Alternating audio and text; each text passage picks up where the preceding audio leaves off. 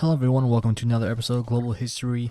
I'm your host, Langella Sensei. So guys, we finished up chapter 14. We are officially done with the Middle Ages, and it went out with a big fashion. Remember we talked last time about the introduction of the longbow and how basically because of this new technology, the reliance on knights had disappeared completely. It was now, instead of being hand-to-hand combat, it turned into a long-distance battle, and more. It was more deadlier than ever before. And with that being said, including with the bubonic plague really destroying most of Europe, there was the two main pillars of both religion and chivalry dying completely, which had basically just ended the Middle Ages completely, because those were the two pillars that really held up that era of feudalistic dominance and church dominance, and now it was a more nationalistic idea behind behind major kings of all of Europe, really. But it was really behind England and France were the two major kingdoms that really emerged from that time period. So now, with that being said, we're going to transition now into learning about societies and empires of Africa, and we're going to really narrow down the period of history from 800 to 1500. Okay, and we're going to really focus on this time period in Africa. Last time we talked about Africa, we did mention specific empires, especially in the northern parts of Africa, like in Egypt. But we are now going to really talk about all different aspects, all different areas of Africa. So there's only 3 sections for this chapter. Section 1 is going to cover really the north and central portions of Africa. Section 2 is going to cover Western African civilizations, and then Section 3 is going to cover Eastern city-states and the Southern empires. Okay, so what I did for you guys was I actually embedded a timeline for you guys to go over really where the history of Africa really compares to a lot of the other parts of history we've learned about already. So for instance, when you really look at when we go through the chapter, you can really make a comparison of like when different major events that we already learned about so far, like Kublai Khan and conquers China, and when the bubonic plague really starts to devastate Europe. We already learned about all these different things, and now we can compare the different events going on around the world to what we're learning about in Africa. And this is going to be really important to understand, because when Europeans start to really make their impact on Africa, it's really going to kind of coexist with a lot of things going on at the world at the very same time. Okay, so we're really going to dive into a lot of information. Today we're only going to cover section 1. So as I said before, guys, we're really going to just focus for today on North and Central African societies, and then we'll get to the other different regions in the next videos that we'll cover in the next few days. Okay, so to really set the stage here, you have to understand that Africa is a massive continent, all right? And it's hard to understand this concept because we always try to just associate African culture into one thing, but understand that they're based on the different regions, based on the different areas that you're focusing on. The different cultures are completely different, based on the different climate, based on the topography, based on the different land masses. Each different group has their own different political views, economic views, and even social needs based on where they live and what their belief systems are. Okay, so that's really the big important first aspect we need to understand when talking about African societies and different empires that do emerge during this time. All right, so we've already learned about hunter and gatherer societies, right? But understand that even today there are still hunter-gatherer societies that exist in Africa, but we all know that they still exist, but they're at a very small percentage of the population. Okay, and pretty simply put, hunter-gatherer groups and societies really focus on the relationship between those that hunt and those that gather, right? And those that are gathering the different herbs and spices and different really and farming the products that they need to survive. That's kind of still the same basic relationship, but it's not to the same extreme level as it was when we learned about it in the Paleolithic age. All right, now for example, if we're going to focus on a specific group that's still a hunter-gatherer society, the Efe are still there today, and they live in the Democratic Republic of the Congo. And that they live in pretty small groups. They live around 10 to 100 people, and they're all pretty much related because they live along different lineages, and we'll get into that in a second. And it's pretty straightforward, where basically the men go hunt and the women are gathering vegetables and different herbs and spices that they need for daily life. All right, and then really the social structure is pretty pretty close to what we learned about already, where the males are the leads of the family. The women really take care of the children at home, and as they kind of progress in age, the boys end up becoming part of the hunting groups. They learn from the men, and the women really teach the girls really how to become a mother of that living space. Okay. Now, it's pretty straightforward when it comes to this. Not really a set of written laws here. Now, what's important to understand, though, is that when you look at how these groups are really associated, they're really based along lineages. So those that have a common ancestor is what a lineage is defined as. And basically, what's important about these types of societies, these stateless societies, is that they're really loyal to their group, because just think about it. They're all family. They're all related in a certain way. So they're going to be kind of loyal to this era. So you can kind of make a comparison to maybe somewhat of a feudalistic society where they are associated with the lord of the area, because they live on the land together. They kind of all provide for one another. So this is very similar in that concept. But the big difference between a stateless society and a feudalistic system is there's not really a centralized part of power. Really, the people that hold all the power in these stateless societies are really the oldest patriarch of the family, right? The elders of the family really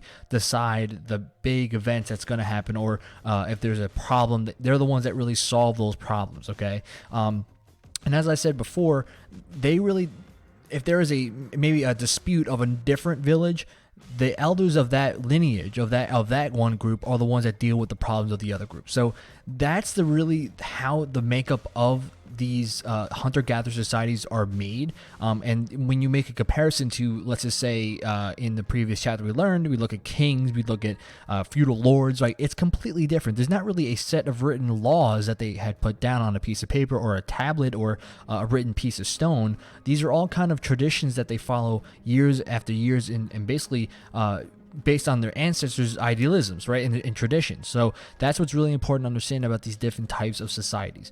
So we already mentioned about the patriarchal type of society, or people that really lead the race. There are really two that they really kind of base off their ancestry off of: the patrilineal and the matrilineal. Which are basically, the one side's looking at the father's ancestry to kind of decide what the family tree is there and who is the next in line. And the other one is more based on the mother's ancestry, and they kind of decide in certain aspects who would kind of lead in different aspects. So what's interesting about these types of societies is that men and women are... Now, we already know that men have a lot more say in a lot of the events, but women they're no slouch, as in they have a lot of knowledge about living the day-to-day life of this hunter-gatherer society. And even when it comes to making decisions about the tribes, the women do have some sort of influence here. Not saying that they have a lot of influence, but if there is, let's just say, a woman that is the eldest of the ancestry, she will have a lot of say of what happens of that village, right? Because it's based on age, and those people that have been there the longest really have a lot more say. Now, when it comes to who is the chief of the village, most likely it will be the patriarch. The oldest and strongest male will probably be the patriarch of the entire village, but not saying that women don't have any say at whatsoever. That's incorrect. They do.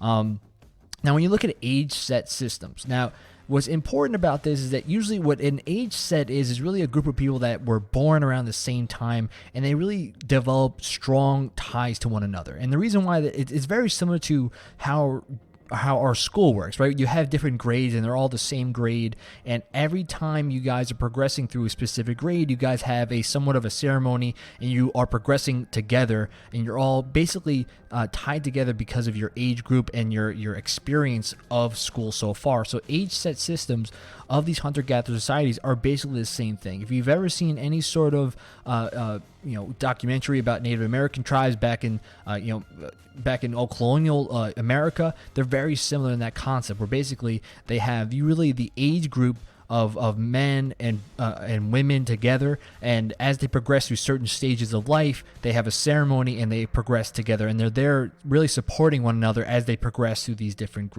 do these different stages of being a part of these tribes. Okay, so think of it, if you're going to compare it today, like I mentioned about schools and how it's like almost like a graduation. You're now stepping up into another level. If anyone's ever had like an 8th grade graduation, now you guys are all stepping up to high school together at the same time. It's very similar. And you guys can make a comparison to that, and also even how Native American tribes follow the same aspect as these African hunter-gatherer societies that are even more modern today. All right, and now based on specific tribes, they might have different ceremonies or different kind of stages of life that they all have to go by, but they usually follow a pretty set standard where if you're young, you have to hit a certain age point before you really become a warrior, or if you become more of the gatherer type, and then you keep progressing from there until you are of old age and you become a elder of the tribe. Okay. So as we always do, guys, make sure you answer the questions that are in the PowerPoint here that I have on the side. Remember, we have a PowerPoint questions worksheet that I actually provide for you guys, so it's a lot easier for you to really organize your thoughts and put it on paper. So just make sure you answer these questions here and then put it on that worksheet.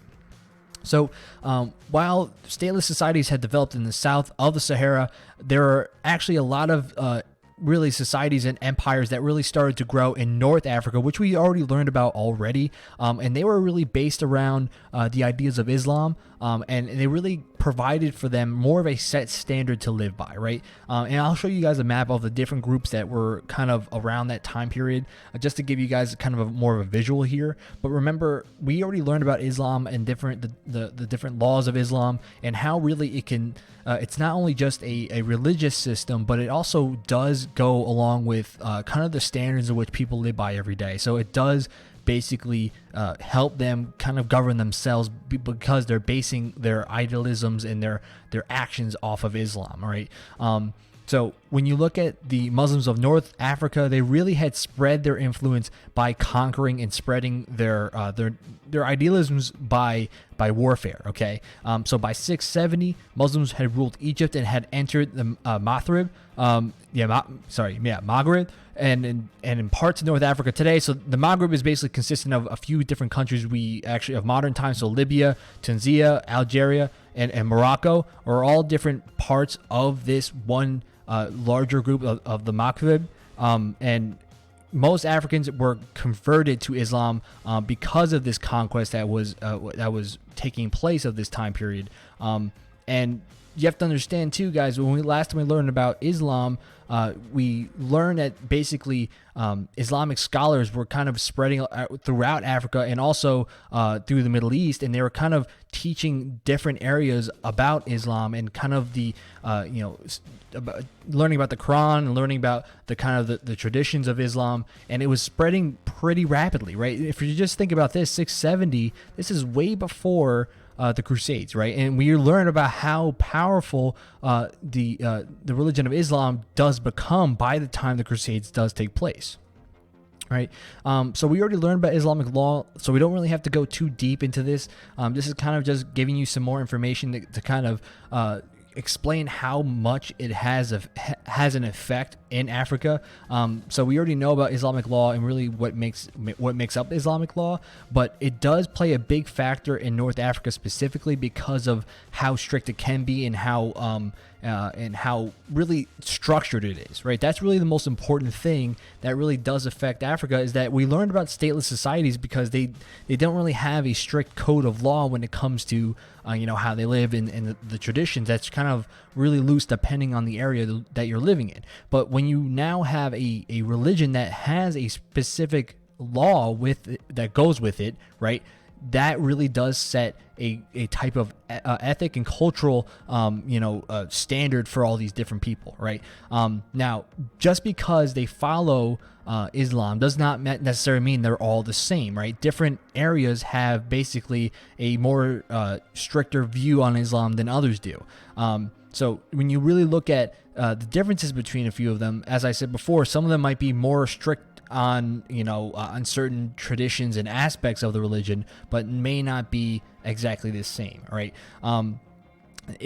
As we already learned throughout other chapters, we already know Islamic law has a major effect on a lot of different countries, but it has a huge effect on North Africa, and it still has that influence today, where basically these same areas are still influenced greatly by Islam. But really, we look at the original inhabitants of North Africa are known as the Berbers, right? And the Berbers convert to Islam but maintain their own culture, and these become the Almoravids and the Almoravids, right? And these become probably the most popular of the two Berber groups that do emerge in North Africa. All right, so first we're going to look at the Almoravids. And they were basically the first major group you should know about. When they first take the Hajj, which is the pilgrimage to Mecca, they end up learning from Ibn Yasin, who is the founder of this group and really influences the teachings of everyone in this area. Now, around this time, they had spread a lot of their influence by conquest. All right, so that's one thing you definitely need to know, is that Ibn Yasin had used his power, his use of his military to really expand this territory completely. But after his death, his group went on to expand even more, and they even go on to take Morocco, current day Morocco, and they even go into conquering southern Ghana and Spain, and they're known as the Moors. All right, so they do spread a lot more even after Ibn Yasin does pass on. So when you look at the next group that does move in, is the Almohads. They were the other Berber group I had mentioned. They had overthrown the Almoravids, and they had taken over all their land, and now are trying to even expand their power even more. All right.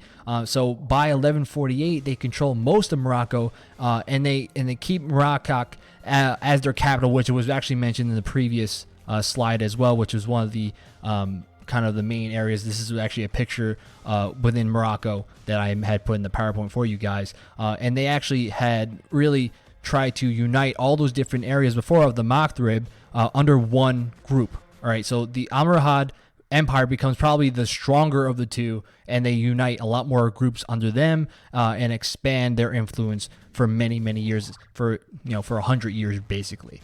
All right, so when you look at the different societies that have ruled in these three, in the really the North Africa and even Central Africa, there's really a breakdown of three different groups: the hunter-gatherer societies, stateless societies, and then the Muslim states. All right.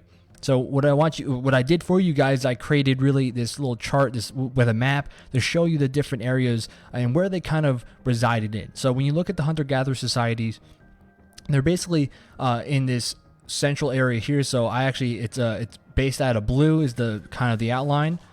And by looking at it, it's a large area, but understand is that these are all basically hunting grounds, right? And it's really a small population that lives in these areas, and it's actually a more dangerous part of Africa that they're living in, and not a lot of people live in those areas. Then you look at the stateless societies. There are actually the red circles here that I'll circle for you guys even more outside, just to show you guys where they're located. And then the Muslim states, which were mainly only in North Africa. These areas, or where we just mentioned, that's where a lot of where Islam had its most effect, right? And the reason why you can really point to that is because when they're closely associated, more directly next to the Middle East where Islam had started, right? You can point to how they have an easier access to kind of having an influence on those of North Africa. Rather, if they tried to travel through the Central Africa or even South Africa, it would be a lot more difficult for them to do that. All right. So make sure you guys answer the questions on the bottom as well. These are also on your PowerPoint question worksheet, but you should try to answer them here just so you're in the groove. You already know a lot of the information I talked about. So now we're on the multiple choice questions here. So let me ask the questions, and you guys will answer them on your own. What type of society are the FA? And so number 2, what is emphasized with the age set system? Number 3, where is the region known as the Maghreb located? And 4, in general, where were the Muslim theocracies of Africa established? And then lastly, number 5, the Almohads and the Almoravids were alike in many ways. Which of the following is true only of the Almoravids? All right, so answer those questions. And then lastly, the main ideas questions just for section 1. Number 9, how is a dispute settled in FA society? Number 10, what is an age set system? And number 11, how were the beginnings of the Almoravid and the Almohad empires similar? All right, guys, so that's it for me today. Have a good one.